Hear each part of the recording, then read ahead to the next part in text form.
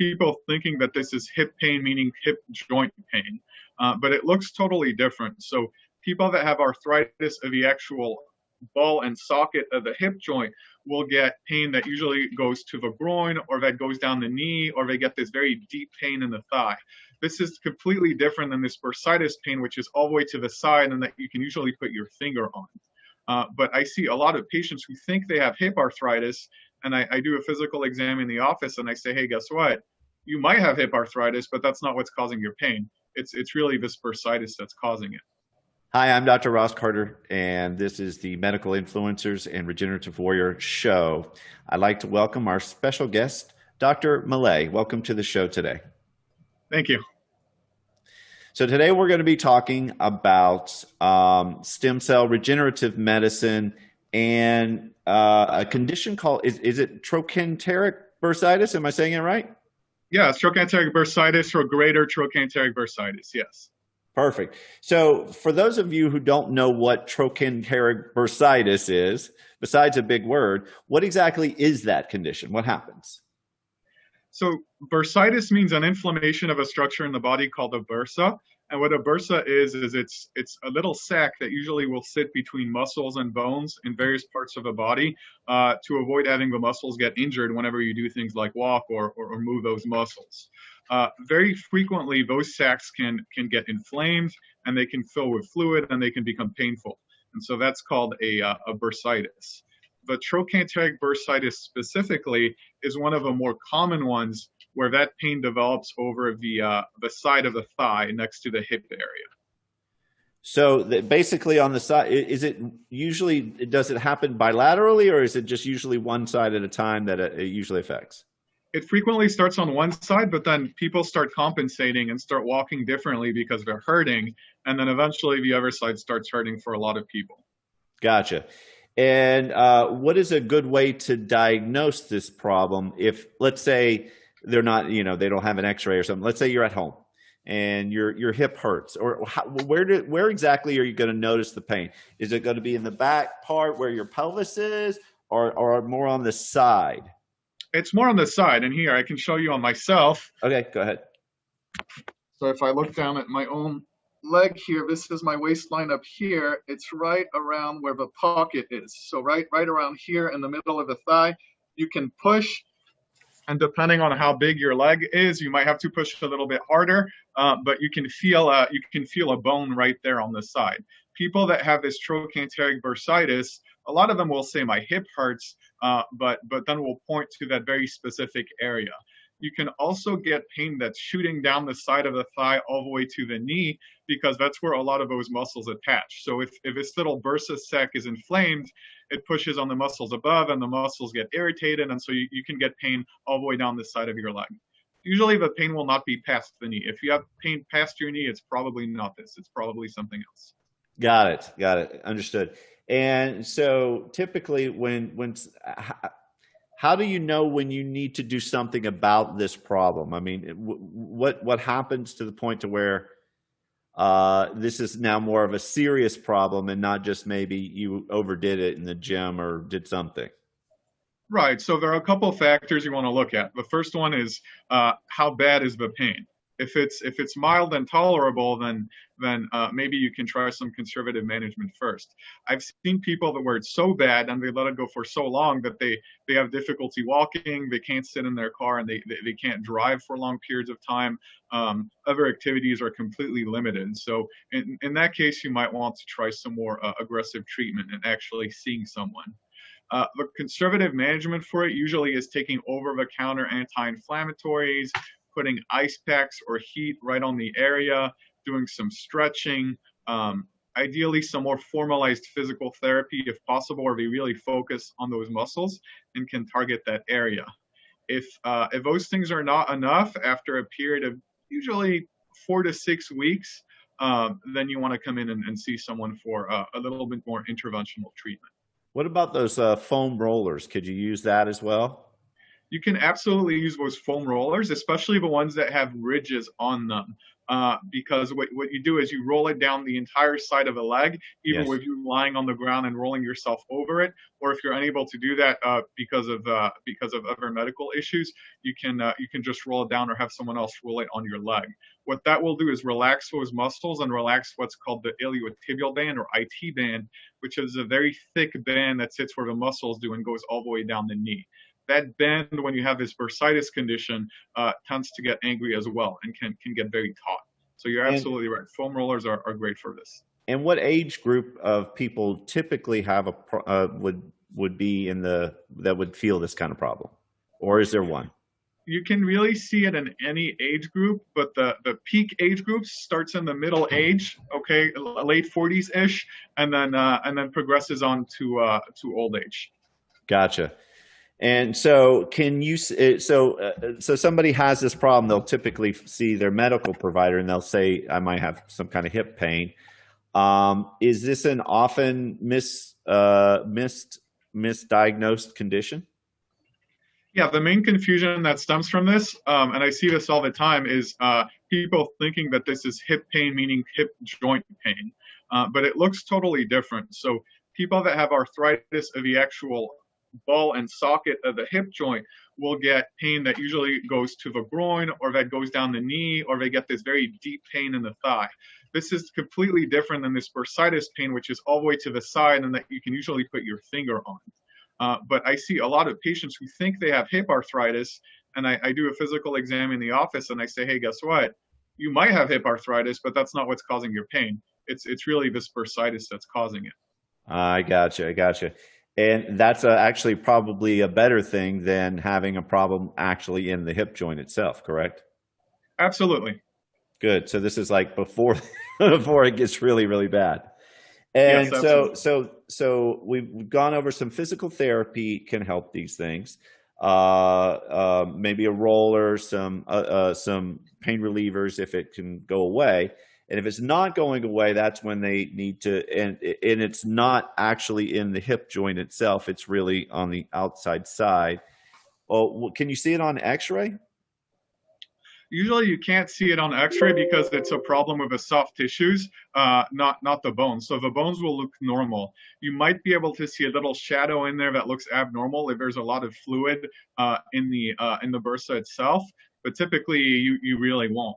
If you want to do an imaging study, you would need to do an MRI because that really will show you what all those soft tissues will look like. And And it'll be all oftentimes you can inflamed. see, Yeah. right, you'll see a swollen bursa, you'll see some swollen fluid right in there, you'll see some maybe some tendonitis or inflammation of the tendons of the muscles attaching in that area. It's typically not required for the diagnosis. I have pretty good accuracy just with physical exam on this that I usually don't order an MRI. Hey, this is Dr. Ross Carter again. Listen, if you're a doctor or a medical professional or interested in adding exosomes to your practice, or if you're actually a potential patient who's interested in exosomes, I want you to listen. Now, the company that we're recommending, I have an agreement with. Basically, I refer them business. Now, I would rather, if you're getting exosomes, make sure to get it from an actual company and not a distributor. So I'm not doing it that way. Basically, I'm just referring you to them. But if I do refer them to you or you to them, basically what you'll get is not only will you get product from them at the best price you can get, but you'll also get an additional bonus of free amniotic exosome products as well. So what that means is if you order the placental exosomes, the MSC exosomes, you'll get in addition for free amniotic exosomes absolutely free. So if you're using amniotic exosomes, you're already paying for those, and so you get a vial of those for free with purchase of the MSC exosomes, and hopefully you see the difference in the value by now. If you're a patient and considering this and you think, hey, I'd like to do this procedure, all you got to do is you can contact me and I'll send you places that could be close to you. So here's how to contact me. Just send me an email at drrosscarter@gmail.com. That's DRROSSCARTER@gmail.com. Or you can call or text me at 561-962-1231. That's 561-962-1231. So either email me or text me or call me. It's just best to email or text me, and I can get back with you with that information. So if you're considering this, let me, be the reference point, and it helps to support the show. Obviously, I get a benefit if I refer you. So I want to be transparent about that. So please support the show and email or text me, and I can get you connected and give you the best prices. Plus, a special is you're going to get additional amniotic fluid exosomes for free. Can't beat that. So I hope you continue to enjoy the show. I'll let it continue. Here you go. Good. And so once this is determined that this is the problem, what kind of options does a patient have to get rid of it? All right, so we talked about the medications and the physical therapy and the conservative stuff. For Yes. a lot of people, that will actually be enough. And in my clinic in the chronic pain world, I tend to see people that have failed that by the time they come to my door. So if you failed that, I will do an image guided injection. So I will take you and I will put you either on an ultrasound machine or an X-ray machine, and I will do an injection of medication right where that bursa is. And the medication can either be what we call a diagnostic injection, meaning we just want to confirm that this is our diagnosis. Right. In that case, I just inject some numbing medicine by itself and see what happens. And what we would expect to see from that is pain relief for the duration that the numbing medicine works. But the one that we have that works for longest is something like 16 to 24 hours. So really, you'd expect relief for just a day from that, because it's just a diagnostic injection to confirm what we have. If I want to treat it, then I have several different options with what I can do. I can add steroid medication in there, which can decrease inflammation. Sure. And which should provide longer-term pain relief. Yes. I can try to get fluid out of a bursa if there's a lot of fluid, but it's pretty rare that there's enough to be able to suck that out from a needle. Or I can try some of the regenerative products, which tend to work very well for this. So let's go into the regenerative products, because obviously that would be a really good information. Yes. So tell me what you found in the regenerative world that really makes a difference. Several different treatments can make a difference for this. A lot of people are doing PRP. I find that PRP works pretty well, but most patients are going to tend to need repeated injections of PRP, and the duration won't be quite as long. And you might want to tell us what PRP stands for. Oh yes, so PRP is platelet-rich plasma. PRP is a product that's harvested from a person's own body. So you get a needle stick, like for a blood collection, and then blood gets taken. It gets put into a test tube. It gets put into a centrifuge, which is a device that spins it down, and a concentration of that blood will have a high amount of platelets and anti-inflammatory factors. And so it's called plasma, and it's called platelet-rich because the platelets are all in there. By collecting that from the tube and re-injecting it into the painful area, you can actually jumpstart the healing and anti-inflammatory process. Gotcha. But the good thing about that is that there's no rejection, because it's coming from your own body. But Absolutely. But the challenge is that it doesn't last that long, or is that usually the problem? That's what it is. It's a duration thing. So there are no live cells or anything like that in there.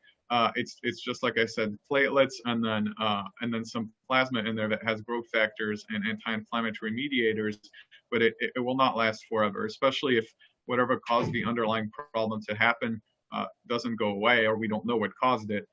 There's a chance it comes back, and then patients get repeated PRP injections. Gotcha. And how long does PRP, these type of injections, typically last in a patient with this problem? 3 to 6 months, closer to the 6 month side. They might need a couple more injections if it's the very first time they are getting PRP, when the inflammation is at the highest. So it will usually be a series of injections to start, a couple weeks apart. But after that, usually there's a maintenance anywhere from 3 to 6 months later. Gotcha. And so if someone is they've tried that, and it may have helped for a little bit, but they want a little bit more of a longer solution. Do you have any other procedures that might be helpful? Yeah, so at that point, they have several different options. They can try to get one of the higher grade regenerative products, like some of the stem cell or exosome products. Mhm. Some of these products actually have live cells, and I've seen patients get much longer duration of relief. Or last resort, they can try to get a surgery called the bursectomy, where a surgeon goes in and tries to take that little sac out from under the muscles. Now, I don't like that because it's more invasive. They have to cut into the muscles to get to the sac underneath. And if it doesn't work, I've seen some patients with pain that was worse than what it would have been if they never got surgery. So I try to steer people away from that if at all possible. So you're saying that there are some regenerative procedures that can be helpful, whether it be some kind of stem cell type product or exosome product. What have you found? What kind of stem cells have you found to be beneficial? Uh, the one that I prefer to use for this is cord blood. Cord So blood? that is cord blood. So blood collected from the umbilical cord.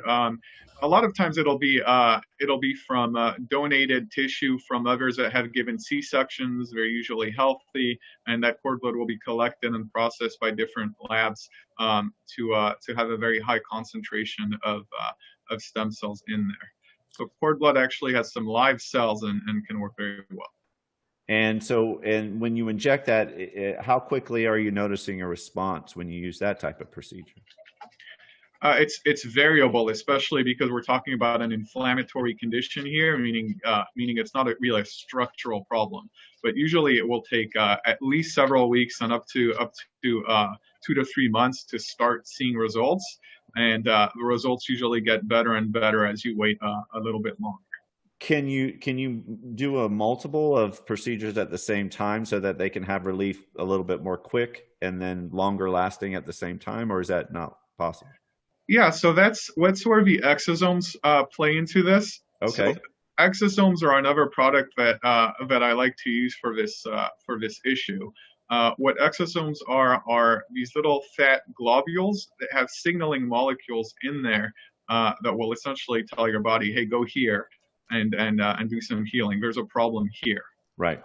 Exosomes can be used by themselves, but I run into the PRP problem when I do that, meaning they will work temporarily, they will work pretty quickly, but they will not work for as long as some of the stem cell products. So they do work longer than PRP, but you're still looking at a 6 to maybe 9 month window before you need a repeat injection for this problem. So could you do an exosome and a cord blood mixture and have a better, Yes, longer result? yes. So the ideal thing to do is to do a staged procedure where we would first inject exosomes. That would usually result in relief within a couple of days, so much faster than using stem cells alone. The exosomes are going to start that recruitment process where they start to get your body focused on the area that you want to heal. And then once that area is prepared, about a week later, I will have them come back and then do an injection of this cord blood stem cell product. So essentially, you're setting the stage for them for the stem cells, getting some pain relief early, and then we put the stem cells in a week later. What I've seen from that is some synergy between the two products, meaning that I get better results from either one alone, both in terms of how quickly it works, the amount of pain relief that you get, and then the duration of pain relief. That's awesome. And yeah, absolutely. They don't have to have surgery. Now, some of the challenges is that this type of procedure is not covered by insurance or partially covered by insurance, or is there any insurance at all? It depends. So the actual injection into the bursa is covered by all insurance plans I've ever tried to use. If we're talking about the diagnostic injection with the numbing medicine or with the steroid medication. Okay. The vast majority of insurance plans, with rare exception, are still considering a lot of these biological products experimental and will not want to cover them, unfortunately. And if you don't mind, this is up to you if you want. What's a typical range for a procedure like this? If they don't really have if they have a traditional medical that'll do the injection but not the product, what kind of cost is someone pretty much looking at that's going to, that, you know? Yeah, absolutely. So again, it depends on if we're doing PRP or if we're doing the stem cells plus minus those exosomes. Yeah.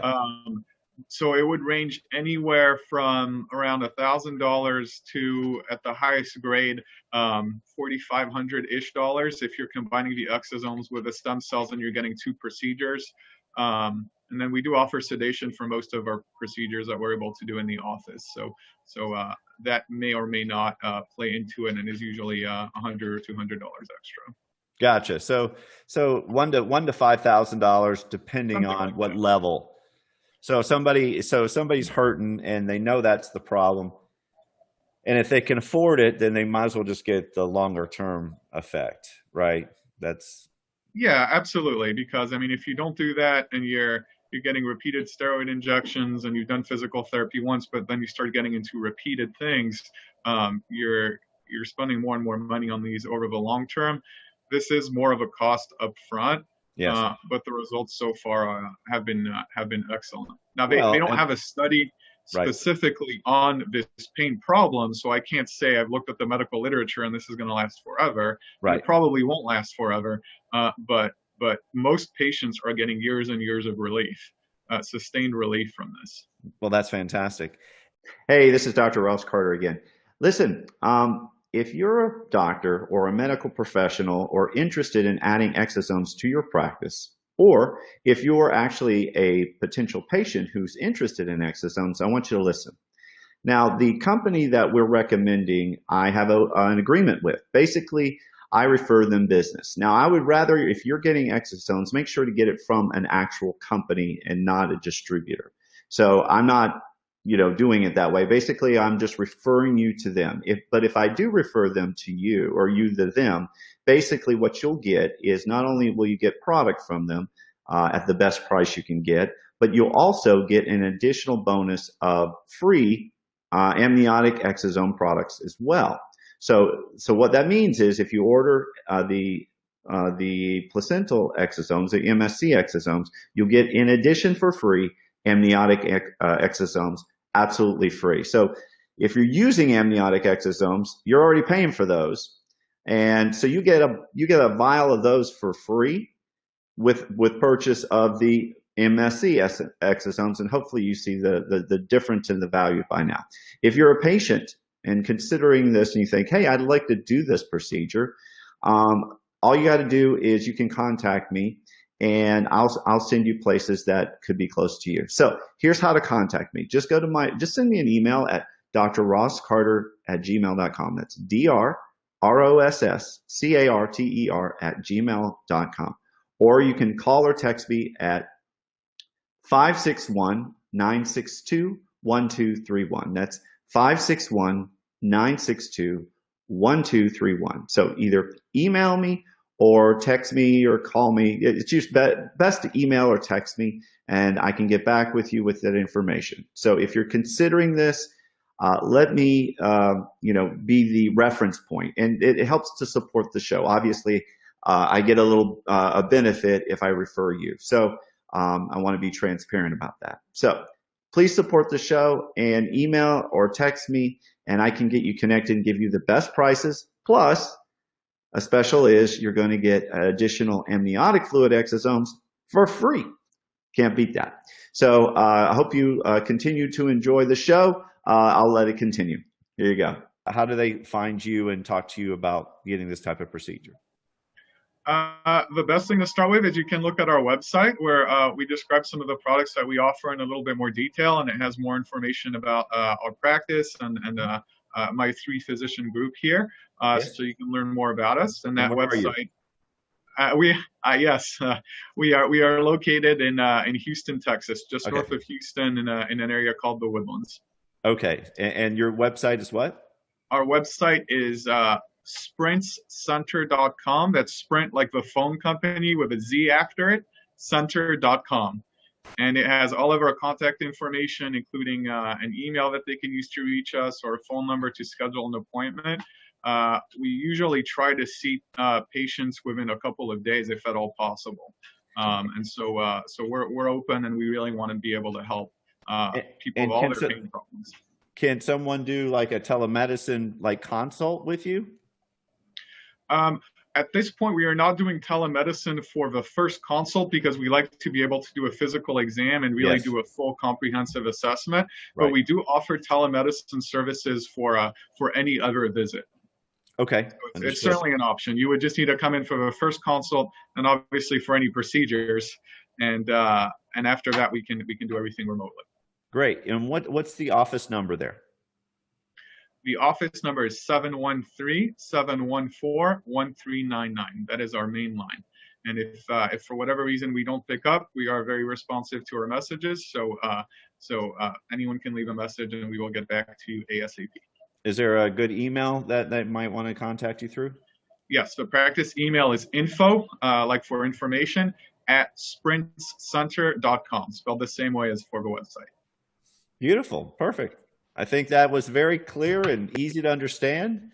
So if someone is having problems with their hip or their bursa and they're not sure what it is, this, hopefully can clear up that and really, provide some valuable information, as well as, if it's a bursa, it's less of a problem than if it's an actual hip problem, where maybe the hip joint has been, wearing away, or they're having some major arthritic problems.